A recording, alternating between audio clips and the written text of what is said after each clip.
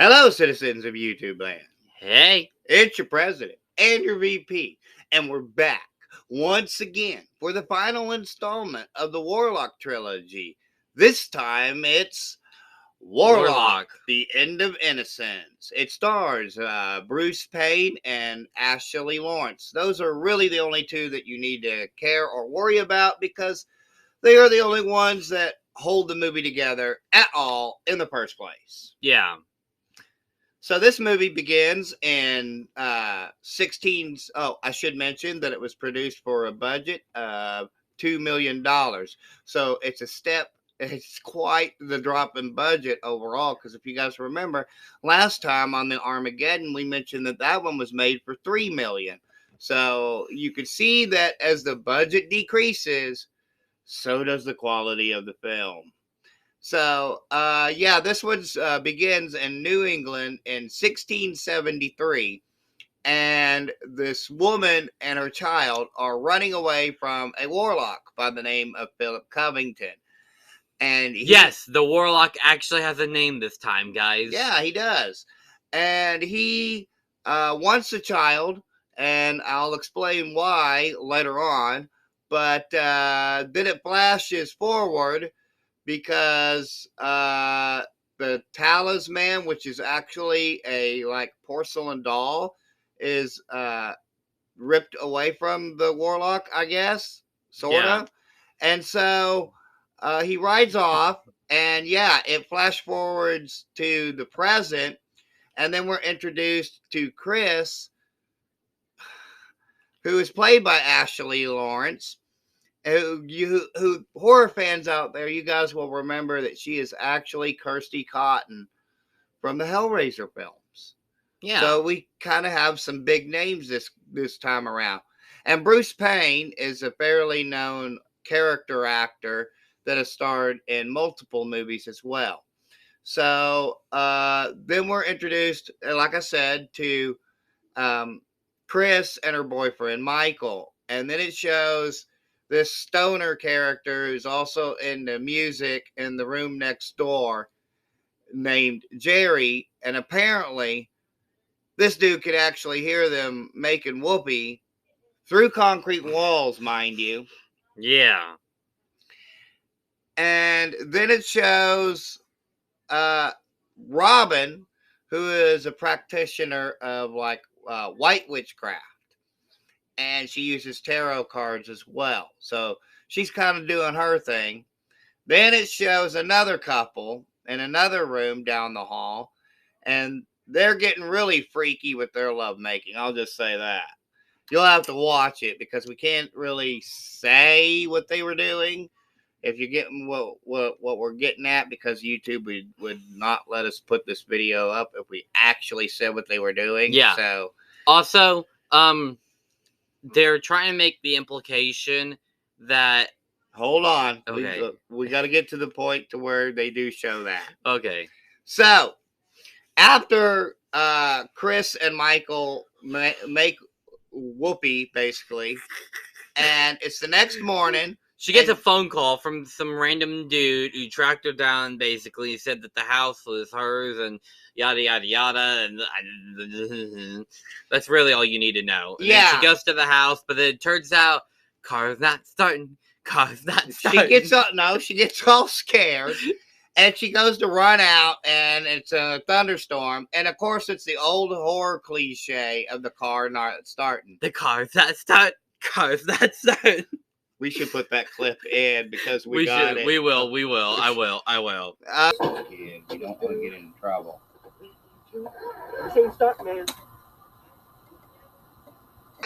You guys wouldn't get it unless if you know what we're referencing. We're going to show you. We're going to show you.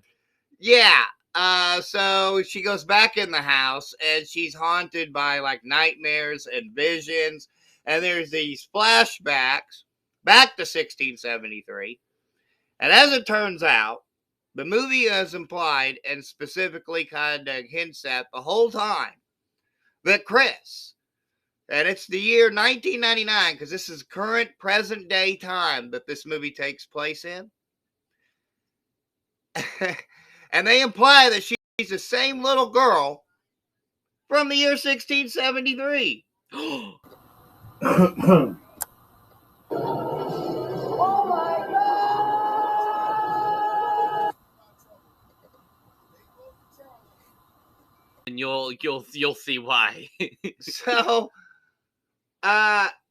she has the visions, and there's some banging on the doors, and mind you, her college friends had already told her that, oh, we got finals and we got to do this and we can't go with you.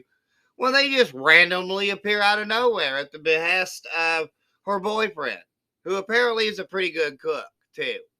Yeah. So there's this town historian that shows up, and the house is, I guess, being scheduled for demolition. And the town historian shows up and was going to give her some papers and whatnot. And then Jerry goes to messing with these creaking old pipes. And apparently that's what releases the Warlock. Yeah, the Warlock has been trapped in plumbing pipes this whole time. For over 300 years. And I'm just, what in the world is going on here? That's also right then, guys, is where I'm going to insert another clip. We can kind of edit this a little bit out too. This little bit of where we're explaining this, so it just flows naturally. Yeah. So, anyways, the Warlock is released now, and they show like this like CGI black sludge looking monster thing that like creeps away, sort of like the oil monster type of thing from Creep Show 2, if you guys know what I'm talking about. Some of you will get this, where the like thing kind of moves so slowly. So yeah, and then he shows up at the front door, and he presents himself as an architect, and he tells her about the house and how it was built in colonial times, and there's a series of catacombs underneath it that were sealed up. And her friends are somewhat skeptical of Philip Covington, especially Robin, who has a Diana stone necklace. Apparently, Diana being the goddess of the hunt, I'm sure, and some kind of mythology. And so that she's supposed to protect against demons and whatnot. And she is getting skeptical of Philip Covington. Meanwhile, he has disposed of the town historian, and he basically like tells him, he like pulls his shirt together like this, guys, which is fitting that I'm wearing a black shirt for this one. Yeah.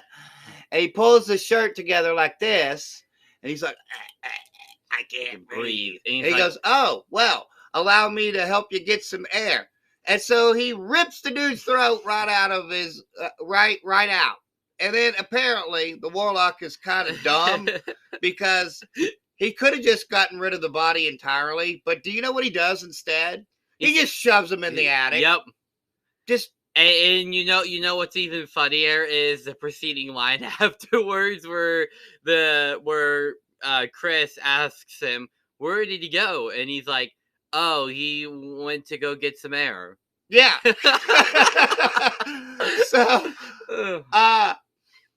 So things progress, and he realizes that Jerry has a lifelong love over Chris, because this Warlock is more subtle and more manipulative than the previous two Warlocks.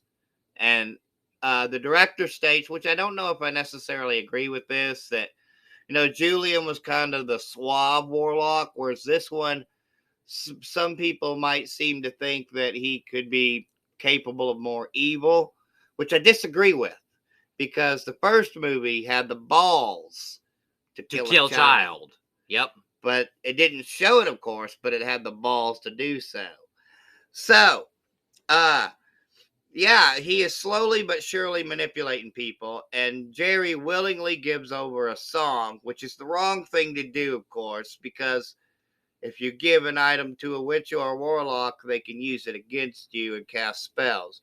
So he basically casts this spell of deafness on Jerry. And then he requests that Jeremy steal the Diana talisman, and the Diana amulet, and also a lock of the hair. So he bounds them up, And then he basically... Then we kind of have a good witch versus warlock situation, which I think should have went on a little bit longer. Yeah, and basically what happened was the warlock is like, for every spell you have, I have 20 to counter them. And then he basically turns her into porcelain and then smashes her. And then pretty much everybody else dies one by one. Yeah, but first of all, they have to give certain things to the warlock in order for this to happen. Like the douchebag boyfriend, Michael. I'm just going to call him what he is, guys, because he kind of represents sort of this corporate greed, unemotional, not caring type of person. And you get this feeling that which, by the way, pretty much everybody, with the exception of Bruce Payne and possibly Ashley Lawrence, but even Ashley, for some reason, delivers some very wooden dialogue.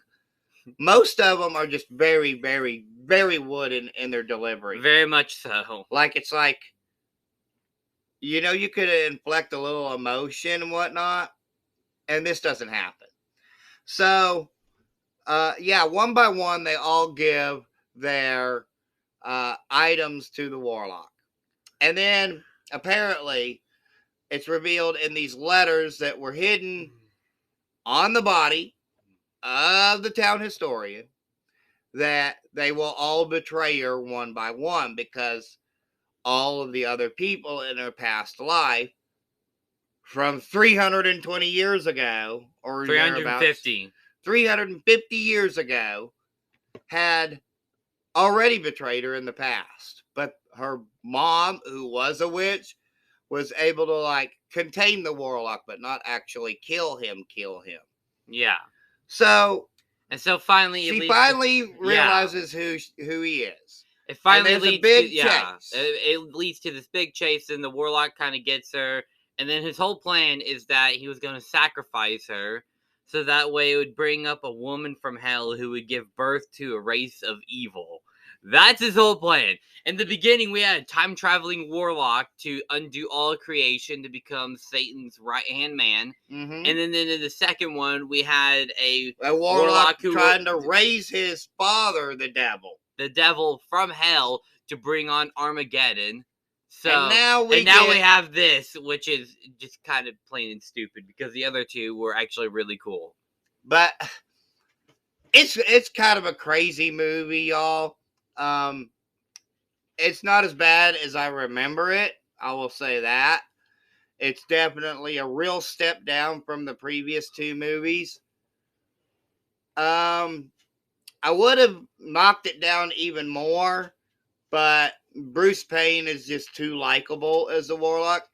And guys, in the previous movies, they kind of at least tried to establish likable rivals for him. Redfern in the first movie was a very good rival for him, because he had all these types of weaponry that he could do, with such as the salt whips, and he knew about how to use bronze to counteract the bronze and brass, how to counteract some of the warlock.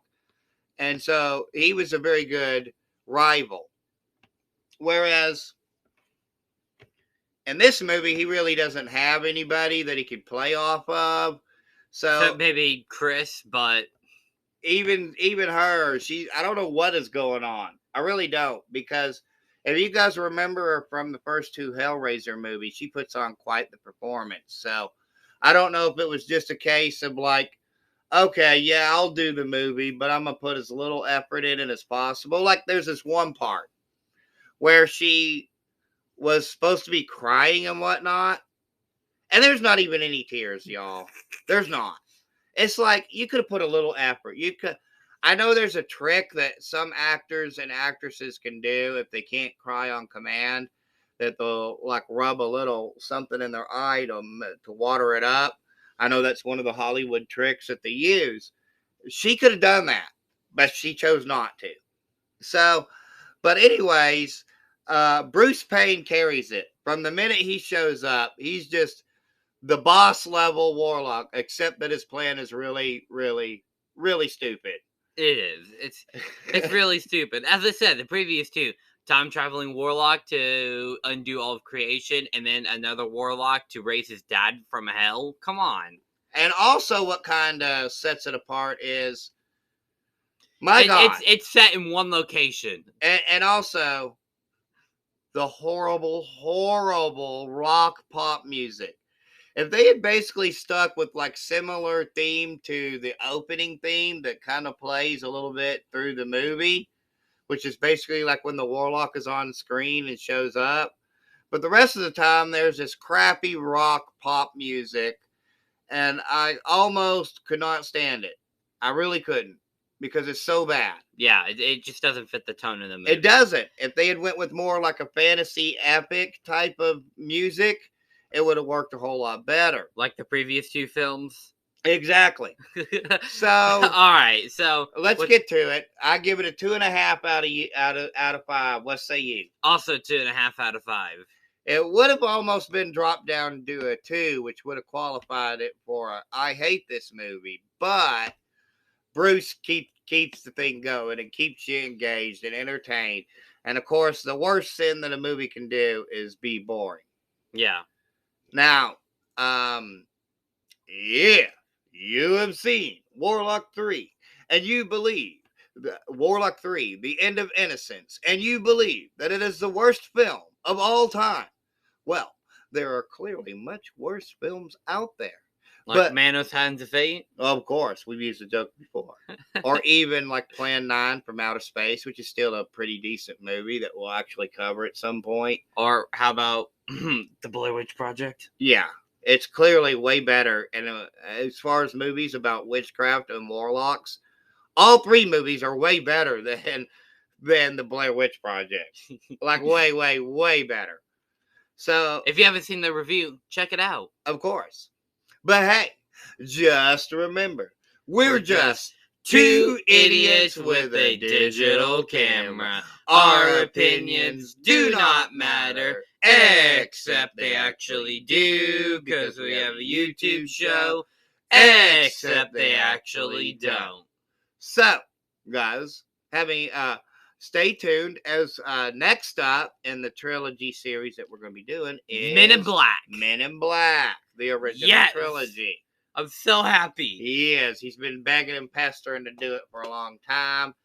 I'm so happy. We're not doing international because it doesn't count. Yeah, we'll definitely be doing those, but they'll probably be coming after our vacation that we keep talking about, guys, because we